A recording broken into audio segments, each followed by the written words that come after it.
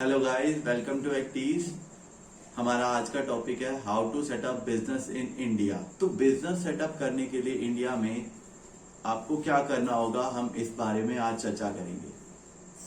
आपको business start करने के लिए एक एंटिटी रजिस्टर करने की रिक्वायरमेंट है।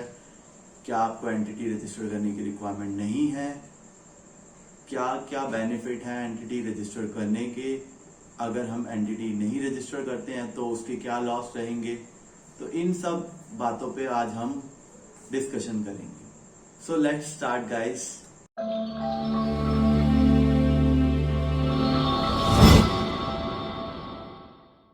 जो हमारा इंडेक्स रहेगा, आज के टॉपिक्स रहेंगे, उसमें क्या है, ये जो बातें मैं कर रहा हूँ ये मैं सिर्फ लीगल और रजिस्ट्रेशन स्टैंड पॉइंट से कर रहा हूँ।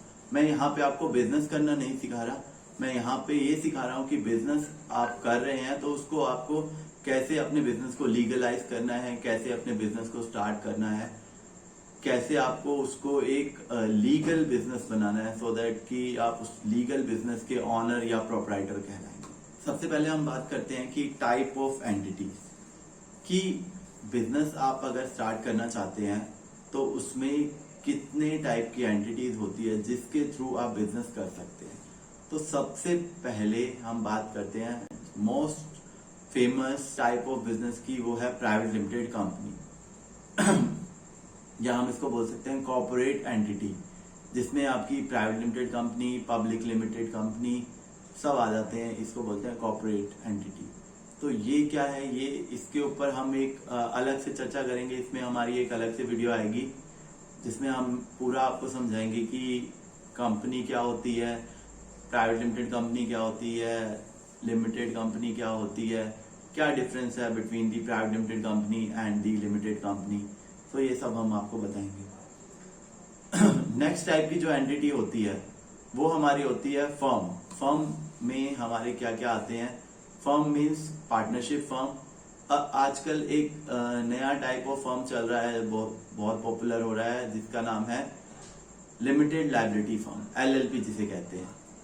तो इसके बारे में भी हम एक अलग से चर्चा करेंगे। ये भी अलग का चर्चा का विषय है, ये भी बहुत लंबा टॉपिक है, तो इस पे एक अलग सेपरेट वीडियो हमारी आएगी। एंड जो हमारा थर्ड टाइप ऑफ एंटिटी है वो होता है प्रोप्राइटरशिप। प्रोप्राइटरशिप मतलब कि जिसके अंदर बिजनेस के ऑनर भी आप हैं, बिजनेस एंटिटी भी आपके नाम पे ही चलेगी, और इसमें सेपरेट नहीं होता, बिजनेस भी आप हैं और ऑनर भी आप हैं। आपके पैन पे ही बिजनेस रजिस्टर्ड होता है, आपके नाम पे ही बिजनेस चलता है। नेक्स्ट हम लेते हैं कि whether it's mandatory to get registration और it's not mandatory to get registration. So guys, आपको जान के हैरानी होगी कि इंडिया में अगर आप प्रोप्राइटरशिप बिजनेस करना चाहते हैं तो यहाँ पे कोई भी रिक्वायरमेंट नहीं है कि आप बिजनेस पहले एंटिटी रजिस्टर कराएं एंड देन आप बिजनेस स्टार्ट करें। आप बिजनेस स्टार्ट कर सकते हैं। आपने देखा होगा कोई भी छोटे वेंडर्स हैं जिन्होंने दुकान खोली है, या में बहुत से लोग ऐसे हैं जिन बिजनेस कर रहे हैं but they don't have any registration. So India में आप कर सकते हैं, इट्स अलाउड। ठीक है, अब हम नेक्स्ट बात करते हैं कि अगर आपको रजिस्ट्रेशन करने की रिक्वायरमेंट है नहीं, तो रजिस्ट्रेशन अगर हम करेंगे तो क्या बेनिफिट है हमें रजिस्ट्रेशन करने के? तो अगर आप फर्स्ट ऑफ ऑल हम बात करते हैं कि प्रोप्राइटरशिप में आप कैसे रजिस्ट्रेशन कर सकते हैं। तो प्रोप्राइटरशिप में रजिस्ट्रेशन के जो हमारे मोड रहते हैं वो हम 3 टाइप के रजिस्ट्रेशन ले सकते हैं। First is GST, second is shops and establishment act registration, and the third is MSME registration, या जिसको हम कहते हैं उद्यम रजिस्ट्रेशन। इसके अलावा अगर आप फूड बिजनेस में हैं तो एफएसएसएआई ले सकते हैं, फूड लाइसेंस जिसे कहते हैं। और जीएसटी की रिक्वायरमेंट तो आपको पता ही है कि कब होती है, जब आपकी टर्नओवर, अगर सर्विस का केस है तो 20 लाख, और अगर गुड्स का केस है, सेल का, ट्रेडिंग का केस है तो 40 लाख। तो अगर आपकी टर्नओवर उससे नीचे है तो आपके लिए बेस्ट रहेगा आप एमएसएमई एंड शॉप एक्ट करवा लीजिए, आपकी एंटिटी रजिस्टर हो गई। इससे क्या होगा, आपको क्या क्या बेनिफिट्स होंगे? तो benefit of registering an entity are first of all आपको एक यूनिक नाम मिल जाता है फर्म का। सेकंड थिंग इज फर्म की डेट ऑफ इनकॉर्पोरेशन आ जाती है, आपको पता चल जाता है कि आपकी बिजनेस की डेट ऑफ इनकॉर्पोरेशन क्या है, कब से आपका बिजनेस स्टार्ट हुआ है। आप बिजनेस की विंटेज दिखा सकते हैं। किसी को कभी भी आपको बताना है कि मेरा बिजनेस 4 साल पुराना है, 8 साल पुराना है, 10 साल पुराना है, तो वो कहाँ से प्रूफ होगा? वो इन सर्टिफिकेट से प्रूफ हो जाएगा आपका। तो इससे विंटेज आ गई, आपकी फर्म का नाम आ गया। थर्ड थिंग क्या है, आपको कौन सा बेनिफिट है? आपका करंट अकाउंट खुल जाता है। करंट अकाउंट में, आपके बैंक में करंट अकाउंट खुलवाने के लिए 2 रजिस्ट्रेशन मैंडेटरी है। 2 रजिस्ट्रेशन, कोई भी 2 रजिस्ट्रेशन, तो इधर आप एमएसएमई ले आइए, शॉप एक्ट ले आइए, 2 हो गए। इधर आप जीएसटी ले आइए, एमएसएमई ले आइए, 2 हो गए। आप शॉप एक्ट ले आइए, एफएसएसएआई ले आइए, 2 हो गए। तो 2 रजिस्ट्रेशन मैंडेटरी है करंट अकाउंट खुलवाने के लिए। तो आप इससे करंट अकाउंट खोल सकते हैं और आप अपना बिजनेस स्मूथली रन कर सकते हैं। तो अब हम बात करते हैं कि disadvantages of not registering an entity.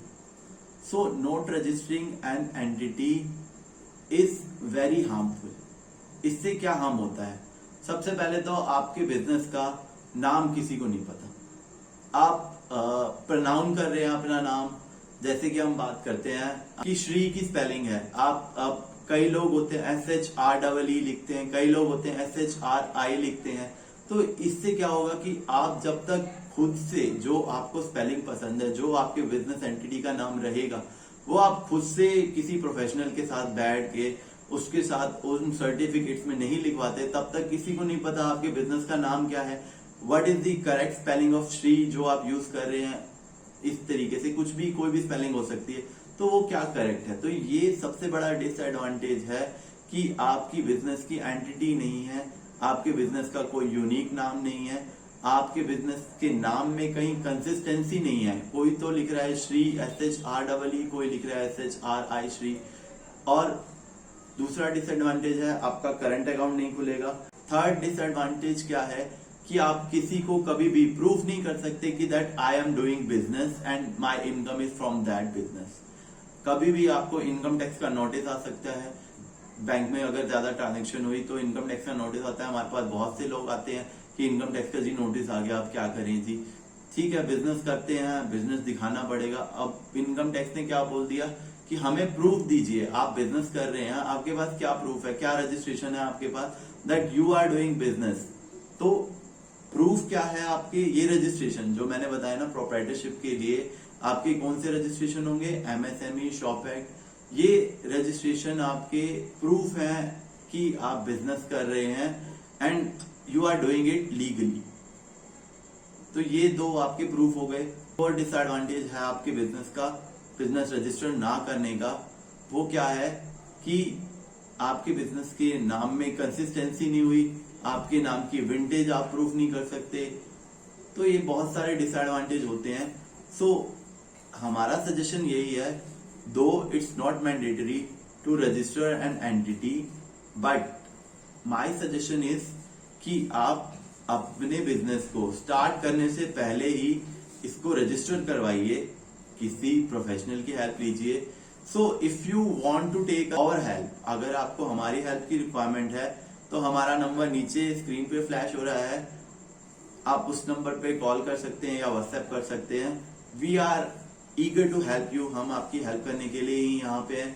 आपकी कोई भी क्वेरी है, कोई भी क्वेश्चन है, आप बेझिझक पूछ सकते हैं। हमारा नंबर 24/7 ओपन है, आप कभी भी हमें आवाज लगाइए, हम ऑलवेज अवेलेबल हैं। बाकी और भी बेहतरीन वीडियो के लिए जुड़े रहिए। Thank you so much.